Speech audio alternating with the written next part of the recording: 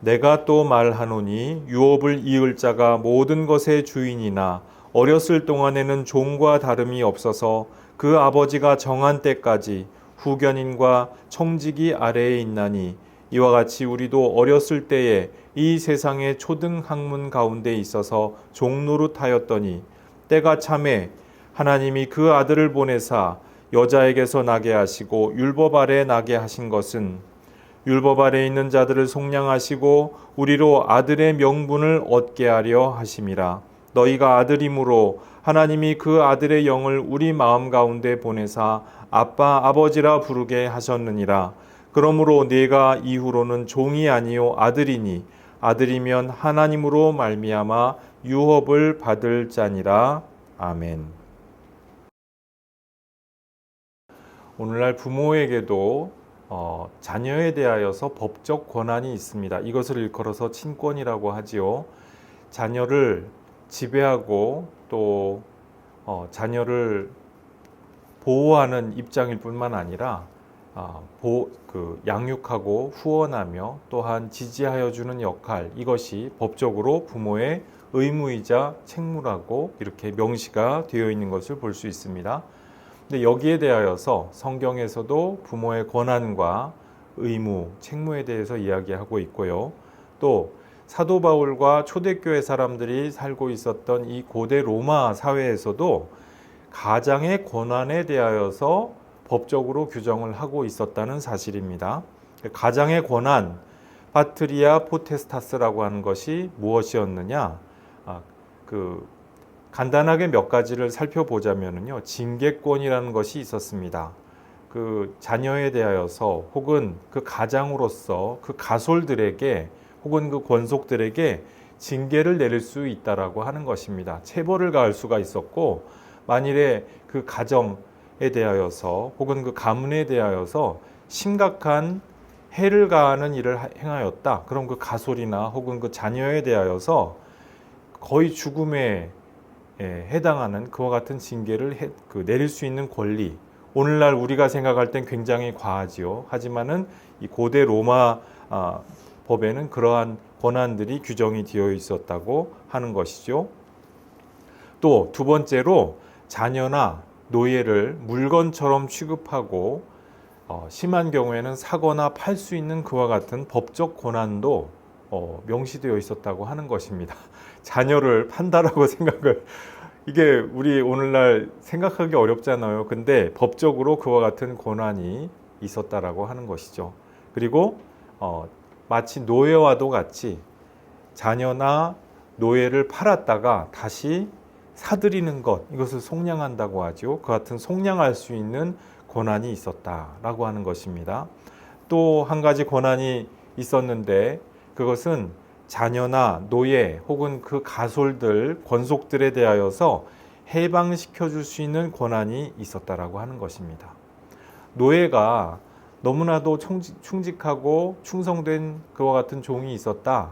그런데 이 종을 그냥 노예로만 부리는 것이 아니라 진정한 내 가족으로서 동등하게 함께 파트너로서 이 사람과 함께 평생을 하고 싶다, 지내고 싶다, 이와 같은 마음이 있었을 때 그 노예를 해방시켜주고 노예에서 방면시켜주는 권한, 이와 같은 것이 있었다고 하는 것입니다. 영어 이름에 프리드먼이라고 하는 그 이름이 있죠. 그 이름이 사실은 로마에서 이 해방된 노예를 일컫는 명칭이었다고 하는 것입니다. 그래서 프리드만, 이 해방된 그 사람은 그 이제 집안에서 이 자기를 해방시켜준 집과 그것으로 그냥 노예 해방이면은 나는 그 집과는 이제 뒤도 안 돌아봐.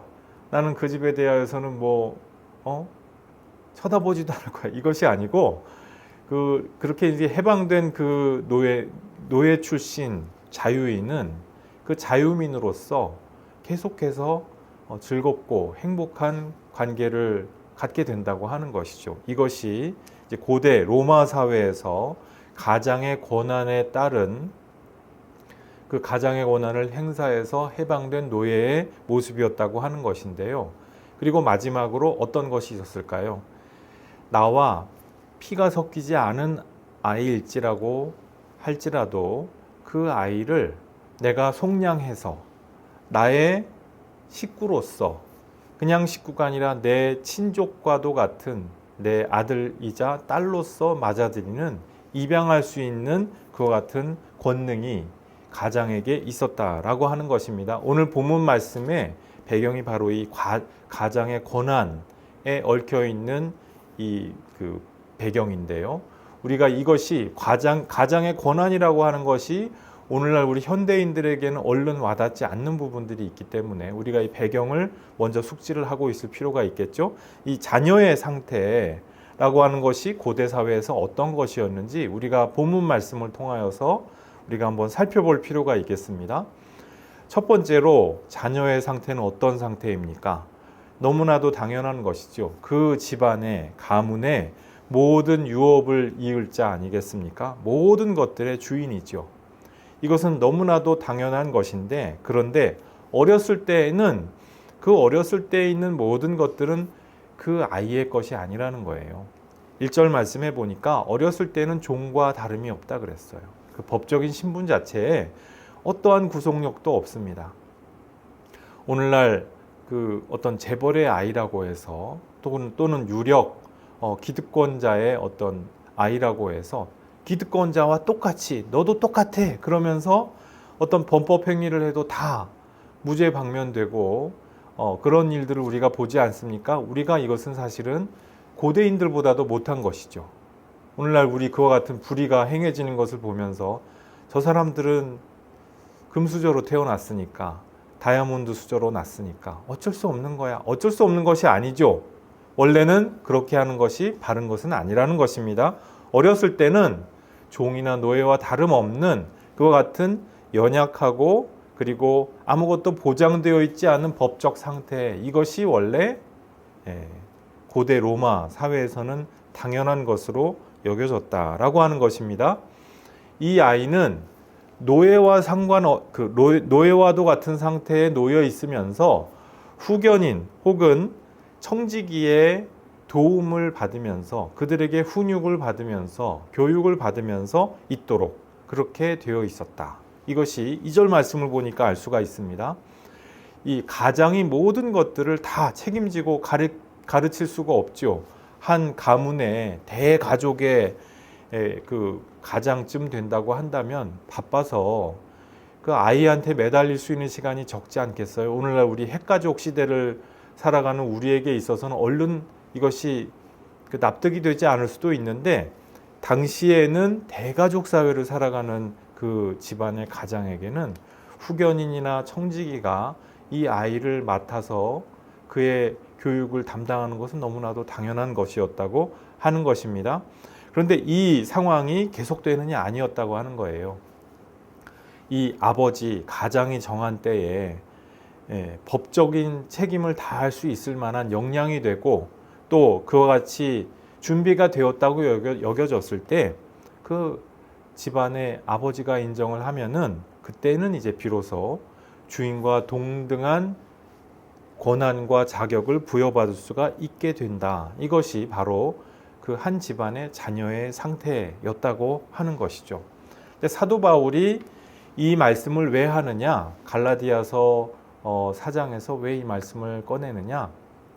인류가 마치 그와 같이 종노릇하는 것처럼 이 세상 초등학문 가운데에서 종노릇을 하고 있는 그런 상태라고 하는 거예요. 인류는 원래 하나님께 모든 것을 상속받도록 지음받은 고귀한 존재지요. 그런데 지금 마치 인류의 상태가 종노릇하는 것처럼 노예의 신세를 면치 못하고 있다. 무엇에? 세상 초등 학문들 가운데 종노릇하고 있는 그와 같은 모습이다라고 하는 것입니다. 여기서 오늘날 우리가 쉽게 얼른 와닿지 않을 수가 있는 이 고대 세계의 표현인데, 세상 초등 학문이 무엇이냐라고 하는 것입니다. 여러 가지로 우리가 이것을 이해하고 해석해 볼 수 있겠는데요.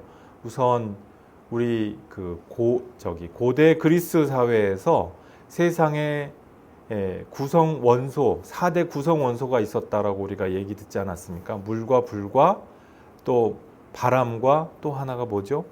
뭐 흙, 이와 같은 4대 원소가 있어서 그것으로 모든 것이 다 이루어졌다. 그런 원소를 뜻하는 것이 아니겠느냐. 스토이케이아라고 하는 것이 타 스토이케이아 투 코스모라고 하는 이것이 아마 이것을 뜻하는 것이 아니겠느냐, 이제 이렇게 보기도 합니다. 혹은 어떤 그런 이 세상의 원천을 숭배하는 어떤 종교적인 그런 의식을 가리키는 것이 아니겠느냐, 이렇게 보기도 합니다. 헬라 어떤 혼합주의 종교를 가리키는 것은 아니었을까. 그래서 어떤 특정한 날이 더 중요하고 그 특정한 어떤 축제 기간을 더 중시하고, 그래서 그날에 매우 그것을 삼가 두려워하는, 우리 동양에도 비슷한 그런 풍습이 있죠. 그 뭐 손 없는 날 해서 그 손 없는 날에 이사를 가면 안 되는 거든가요? 가야 되는 거든가요? 아무튼 그런 날짜를 특별히 뭐 길이라는 것이 있어서 그날을 탁 해가지고 그날에만 모든 걸 해야 더 좋고, 이런 풍습, 이게 동양 우리만 있는 것이 아니라 서양에서도 있었고, 특히 갈라디아 지방에는 그런 것들이 강했다라고 하는 것입니다. 또 오늘날에도 아직 살아남아 있죠. 점성술, 뭐 타로, 이런 것들을 통해서 어떤 운명에 대하여서 점쳐볼 수가 있는 어떤 그런 그 기술들, 그것을 하는 것이 맞습니까? 그런 것을 하는 것이 옳으냐 그르냐 이전에 이와 같은 뭐 여러 가지 세상의 기원에 대한 어떤 우리가 소위 말하는 종교라고 부르는 그와 같은 세계관들이 오늘날에도 있는 것처럼 과거에도 있었다는 거예요. 그리고 그 운명론 같은 것, 세계관 일체에 대하여서 그 세계관의 배경에서 사람들이 살아가게 됩니다. 근데 살아가게 되면서 거의 종노릇을 하죠. 날짜나 운이나 뭐 어떤 뭐 귀신 같은 영적 존재를 막 두려워하면서 살아가요. 사실은 사실관계에 맞지 않고 실제가 그것이 아님에도 사람들이 거기에 막 휘둘리면서 살아갑니다. 우리가 오늘날 볼 때 야 그거 미신 아니야? 오늘날 우리가 볼 땐 미신인데 그때 사람들은 그것 때문에 죽고 못 살았죠. 생사가 왔다 갔다 했죠. 오늘날 우리에게는 그런 것이 없을까요? 우리는 계명한 현대인인데 우린 절대로 그런 거 없죠? 아닙니다. 오늘날 우리에게도 그와 같은 미신 아닌 미신들이 있고, 우리 시대만이 가지고 있는 이 시대 정신이라고 하는 어떤 독특한 시대 정신이 있어서 뭐 그런 것 중에 하나로서 무신론 같은 것들을 예로 들 수가 있죠. 오늘날 우리가 무신론이 입증된 바가 없어요. 근데 그것이 당연하다고 생각하는 사람들이 굉장히 많습니다. 일종의 세상 초등학문이죠. 이와 같은 것들에 사로잡혀서 거기에 휘둘리고 거기에 인생을 걸게 되면서 산다라고 하는 것입니다.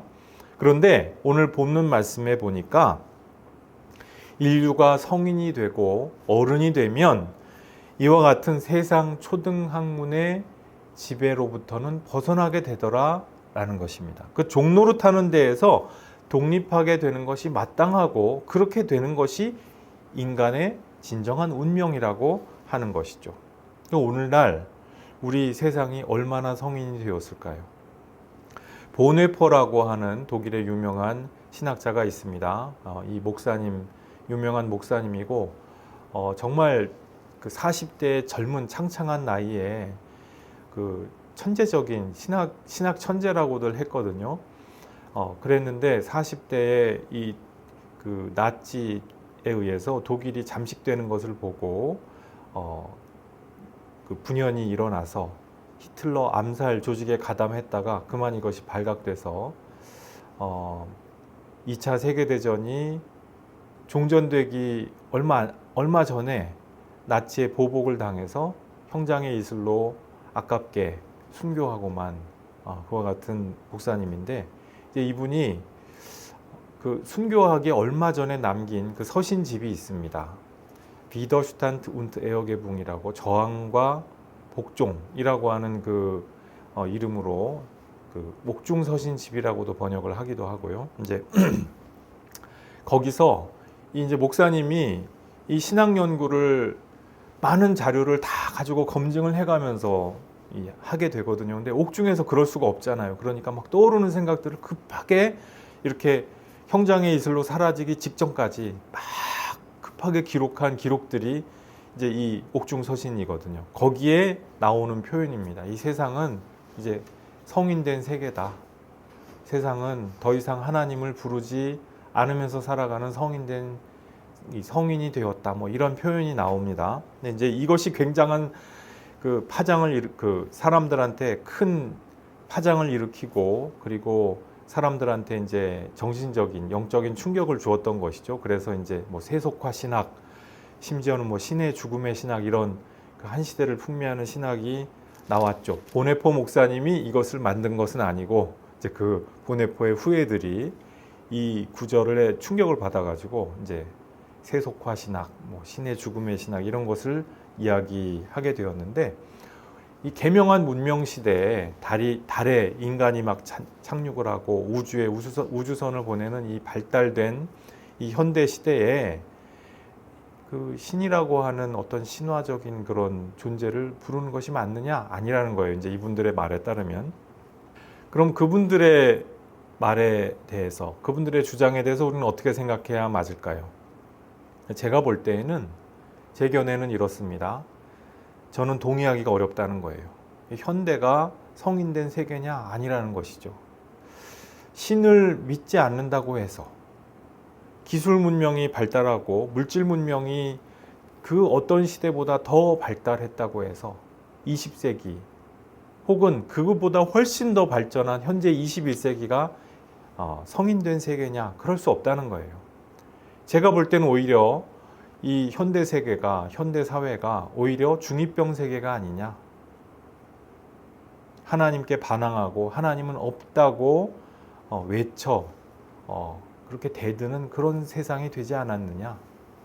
그런 시대 정신에 사로잡혀서 거기에 자기 삶과 죽음을 내맡기고 스스로를 파괴하고 있는 그러한 불행한 시대가 아니냐라고 하는 그러한 생각을 합니다. 4절 말씀에 보니까 사도 바울에 따르면 인류가 성년의 날을 맞이하게 될 때가 있으리라는 거예요. 그것이 언제냐? 바로 예수께서 오셔서 십자가와 부활의 사역을 통하여서 이 세상에 진정한 성년식을 치러줄 때가 오게 된다라고 하는 것이죠. 이 성년식을 통하여서 인류는 정말 이 인류의 역사가 총괄적으로 갱신되게 되고 새로운 전기를 맞이하게 됩니다. 오늘날 인류가 우연치 않게도 예수님의 그 나신 날을 기점으로 해서 사실 정확하지는 않습니다. BC 그 AD와 BC가 예수님의 이름으로 그렇게 기점이 이제 가려지게 되긴 했는데, 이제 역사적으로 보면 BC 4세기 혹은 BC 4년 혹은 BC 1년 이렇게 완전히 정확하지 않다고 보긴 합니다만, 어쨌든 인류가 우연찮게 공동 기원으로서 예수님의 그 나신 그때를 기점으로 삼게 되었죠. 근데 이것이 의미가 없지 않다는 것입니다.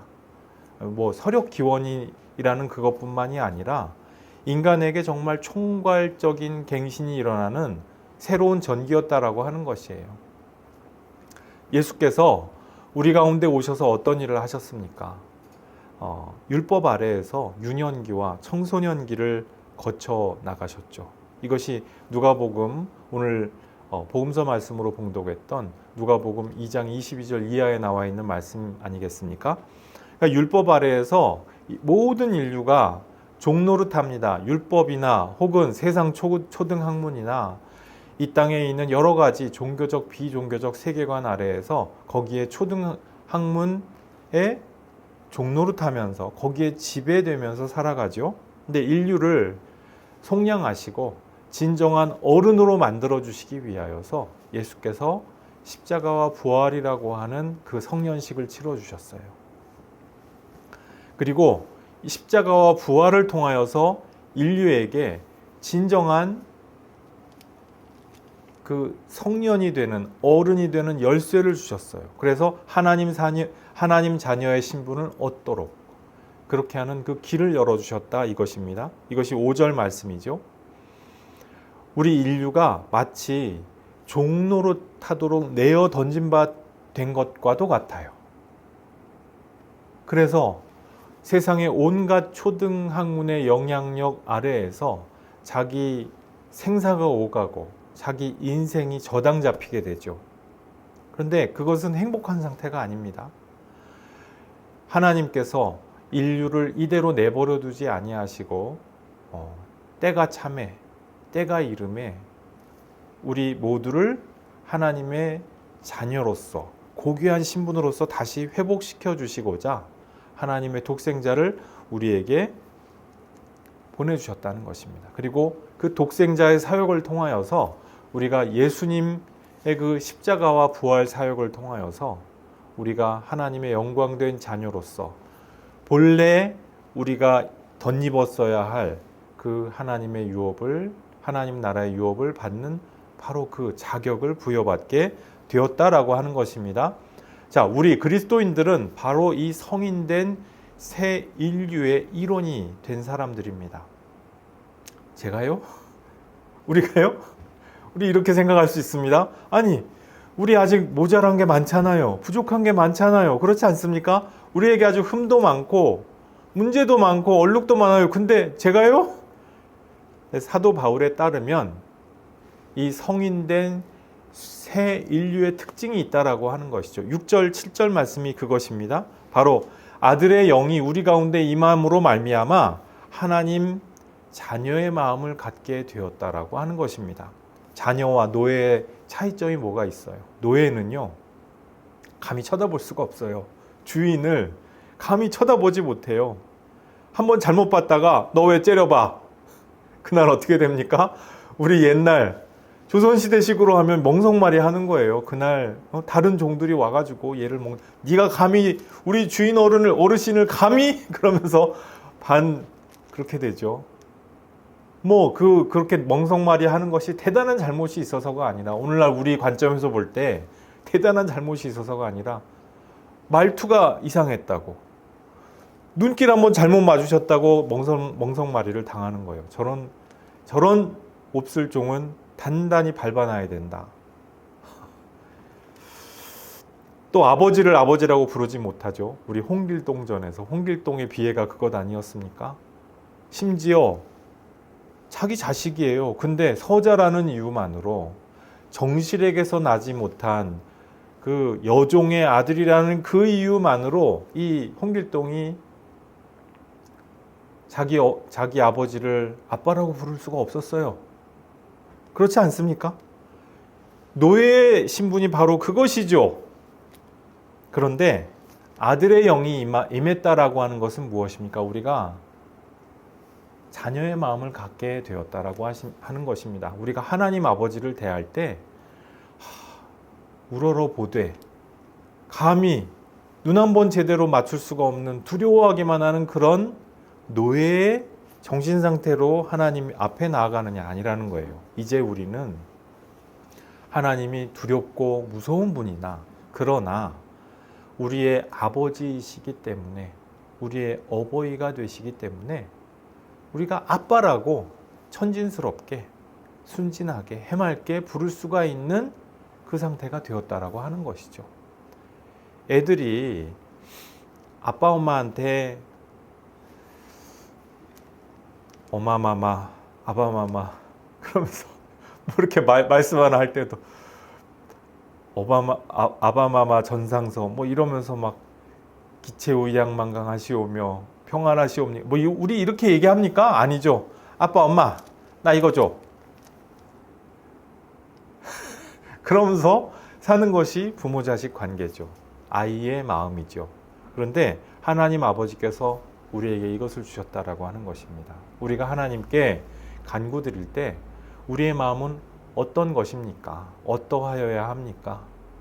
아들의 마음, 딸의 마음으로서 하나님께 그냥 순수하게 천진난만하게 가면 된다라고 하는 거예요. 갈라디아 교인들이 지금 이걸 못했어요.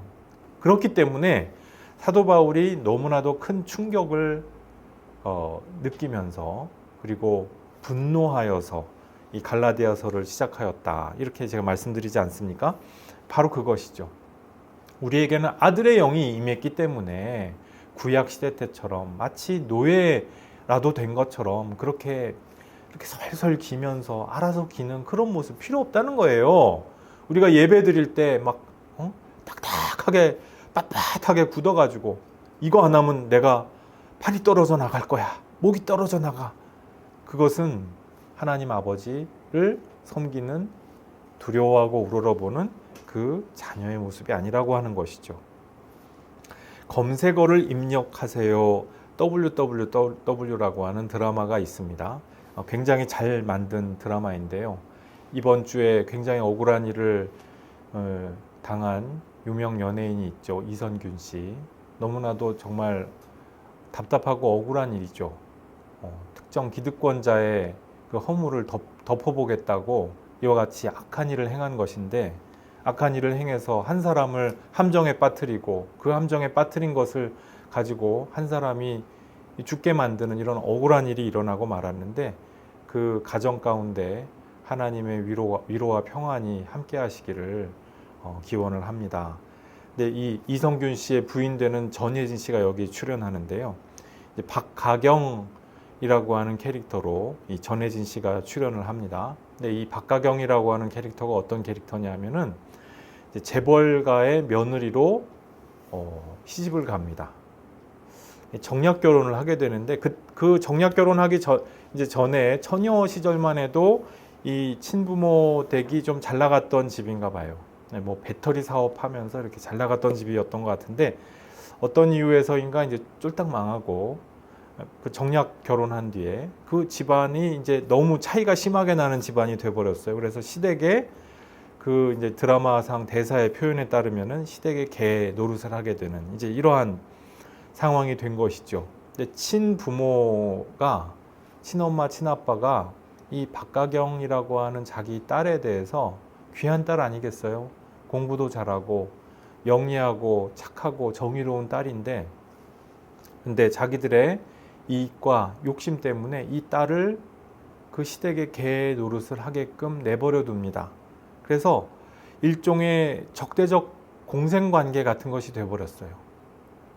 이 박가경이라고 하는 이 캐릭터는 이 시댁에서 자기의 그 정의로운 마음과 판단과는 대치가 되는 일들을 계속 해야만 됐고, 거기에 먹잇감 노릇을 하게 되는 그러한 신세가 되고 말았죠. 자, 이 경우에 아버지라고 실제로 불러도, 어머니라고 불러도, 뭐 시엄마, 시아빠라고 불러도 이것은 사실은 노예 노릇을 하고 있는 것 아니겠습니까? 노예 정신으로서 거기서 며느리 노릇을 하고 있는 것이죠. 이것은 사실은 부모 자식 관계 혹은 가족 관계라고 볼 수가 없지 않겠어요? 그건 참다운 사랑의 관계가 아니지 않겠습니까? 적대적 공생 관계 가운데 빠져 있다. 진정한 부모 자식 관계는 정말 부자유친의 관계죠. 부모 자식이 적대적 공생 관계에 빠질 수는 없지 않겠습니까? 상호 순환적인 공동체 관계, 서로가 서로 독립되어 있어서 서로가 서로를 보듬어주고 사랑하고, 서로가 독립을 위하여서 후원해주고 함께 도와주고 위하여서 기도하고 친밀한 관계죠. 자, 그런데 우리 구원받은 사람들의 하나님과의 관계는 어떤 관계냐? 바로 이 상호순환적인 공동체 관계라고 하는 것입니다. 하나님 아버지를 부르면서 우리가 하나님을 이용하는 것도 아니고 우리가 하나님께 이용당하는 것도 아니에요. 서로가 잘 독립하도록, 잘 서도록 그렇게 응원하고 후원하면서 서로 친밀하게 소통하고 교제할 수 있는 관계. 서로가 서로에게 진정한 버팀목이 되고 의지가 되어줄 수가 있는 관계. 성령 하나님께서 바로 이 목적을 위하여서 우리 가운데 함께 오셔서 동행하여 주기를 원하고 계십니다. 하나님 아버지를 정말로 아빠 아버지라고 부를 수 있도록 해주시기 위하여서 우리 안에서 감동 감화하면서 우리와 함께 하여 주기를 기다리고 계십니다. 교우 여러분, 때가 참에 예수 그리스도를 통하여서 이 인류의 진정한 성년식이 우리에게 다가왔어요. 그리고 우리에게도 진정한 성인으로 살아갈 수 있는 그 계기가 이미 와 있습니다. 그리고 성령 하나님과 우리가 동행하면서 우리가 진정한 어른이 되어가며 어른으로서 성숙하게 되어가는 그 길로 우리가 초대받고 있습니다. 하나님의 이 초대에 기쁨으로 잘 응답하셔서 하나님과 기쁨의 관계, 상호 순환적인 공동체의 거룩한 관계로 나아가시는 교우 여러분들 모두 되시기를 주님의 이름으로 축복합니다. 기도하시겠습니다. 아버지 하나님, 우리가 전에는 세상 초등학문의 종노릇하던 신세였으나 예수님을 통하여 이제는 하나님 앞에서 어엿한 어른으로 서게 하심 감사합니다. 우리가 하나님과 동등하게 인격으로서 대우받을 수 있도록 우리를 세워주기를 원하시는 것 감사합니다. 우리가 이제 어엿한 영적 성인의 신분에 놓여 있음에도 불구하고 여전히 우리가 우리 신분을 잘 깨닫지 못하여서 우리가 하나님과 진정한 교제 가운데 있지 못하고 하나님과 진정한 영적 공동체를 이루지 못하고 있는 우리 모습이 있음을 봅니다. 여전히 죄악과 세상 초등학문에 종노릇하면서 휘둘리고 끌려다니고 있지는 않습니까? 이제 우리가 이와 같은 모습을 잘 객관화하여서 볼 수 있기를 원합니다. 인격적으로 친밀해야 할 대상이 더 이상 율법과 세상 초등학문이 아니라 우리 가운데 현존하시는 성령님이심을 밝히 깨닫게 도와주옵소서. 주님, 우리의 마음 문 활짝 열고 우리의 심령을 주님께 온전히 개방하여서 성령 하나님과 날마다 친밀히 대화하고 동행하게 하옵소서. 명실상부한 영적 성인으로 날마다 세워져 나아갈 수 있도록 우리에게 복 내려 주옵소서. 예수 그리스도 이름으로 기도드리옵나이다. 아멘.